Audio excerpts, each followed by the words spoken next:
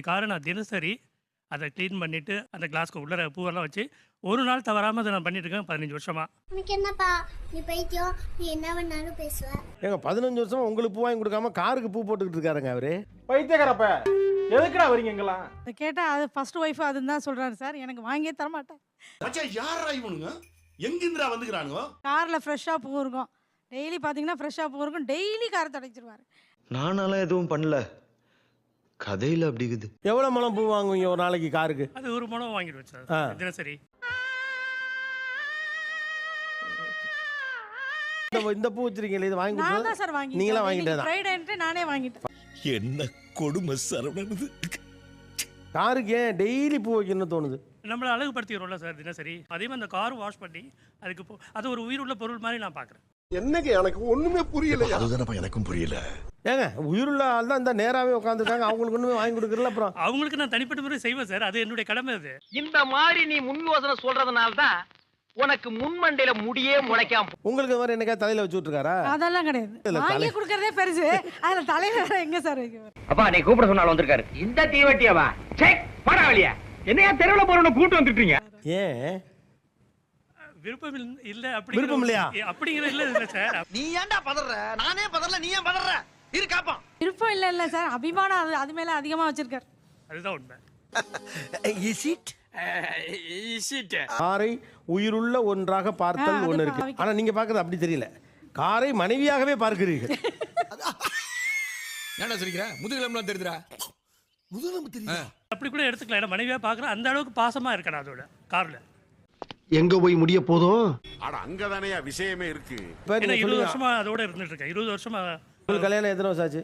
87. ஏங்க அதை விட கூட இருக்காங்களே, இவங்க 30 வருஷமா இருக்காங்களே. I don't care. நான் மட்டுமல்ல, நீங்கள் ஒவ்வொருவரும் ஐ டோன்ட் கேர் என்று சொல்லி நகர வேண்டும்.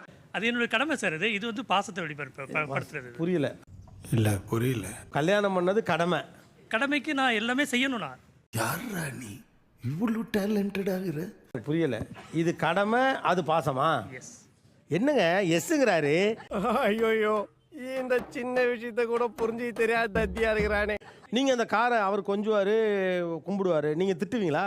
சட்டையே பண்ண மாட்டேன் சார். அவனை நான் ஒரு மாசமா பார்க்கவே இல்லைங்க. இல்லைங்க, அவன் எனக்கு யாருன்னே தெரியாதுங்க.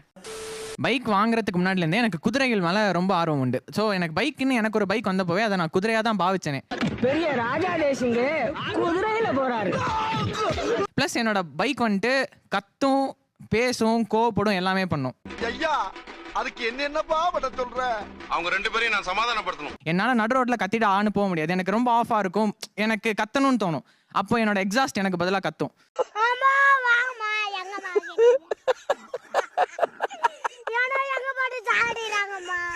நான் பின்னாடி தான் உட்காந்துட்டு வரேன். ஃபாஸ்ட்டாக வரான். ஒரு கட் அடித்தான் சார். எனக்கு பயம் வந்துருச்சு. பயப்படாத, பயப்படாதா.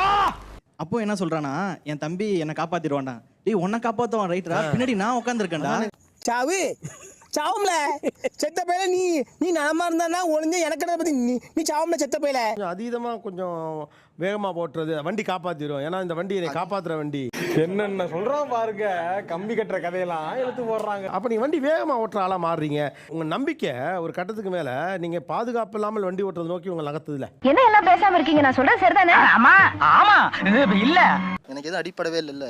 அப்ப எப்ப கை காலெல்லாம் முறியுதோ அது வரைக்கும் இந்த தம்பியை வச்சு ட்ரை பண்ணி பாப்பீங்களா? அது நான் ப்ரோ ஒரு அளவுக்கு தான் ப்ரோ. எல்லாமே சும்மாலாம் நோண்ட கூடாது ப்ரோ. நான் யாருக்கு என்ன த்ரோ பண்ணேன்? ட்ரிப் போகிறப்ப வந்து அவங்கள கூட்டிகிட்டு போக மாட்டேன். நான் மட்டும்தான் போவேன். அவங்க ஆசைப்படுவாங்க ஆனால் வரணும்னு. ஆனால் நான் கூட்டிகிட்டு போக மாட்டேன். அப்படி துப்பு. என்னடா அவன் போய் சொல்றாரு. ஏன்னா என் பைக்கில் நான் மட்டும்தான் போகணும் அப்படின்ற மாதிரி எனக்கு ஒரு இது.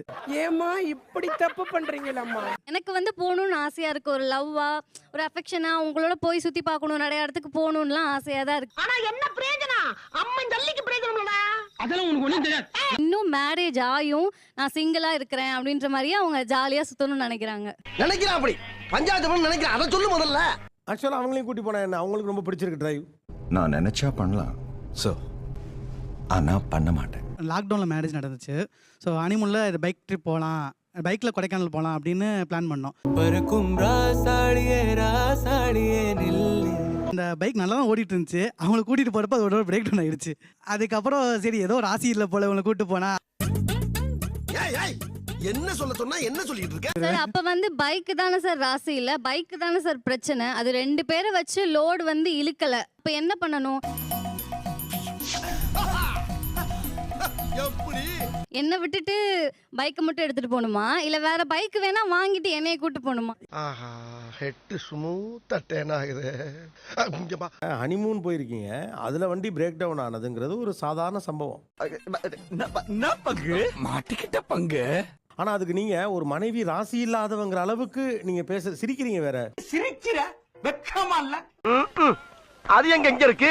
நெக்ஸ்ட்.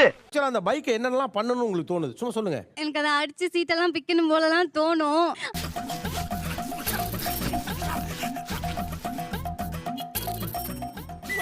அந்த கண்ணாடி உடைக்கணும்னு தோணும். அம்மா, அவர் விற்கிறாரான்னு பாருங்க.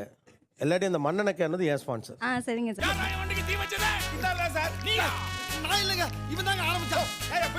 நான் என்ன நினைக்கிறேன், அவங்க பைக்கே இவ்வளவு நல்லா பாத்துக்கிறாங்கன்னா அப்போ அவங்க ஹியூமன் பீயிங் கிட்டயும் அப்படிதானே இருக்கணும்.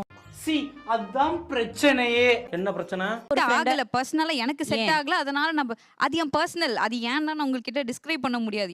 அப்புறம் என்ன நீங்க வந்த? என்னோட ஹேண்டில் பார்த்தோட யாரோ என் கையை பிடிச்சிட்டு எனக்கு எப்பவுமே சப்போர்ட் பண்ற மாதிரியே இருக்கும். என்ன ஒரு இல்ல இல்ல இல்ல இல்ல இல்ல.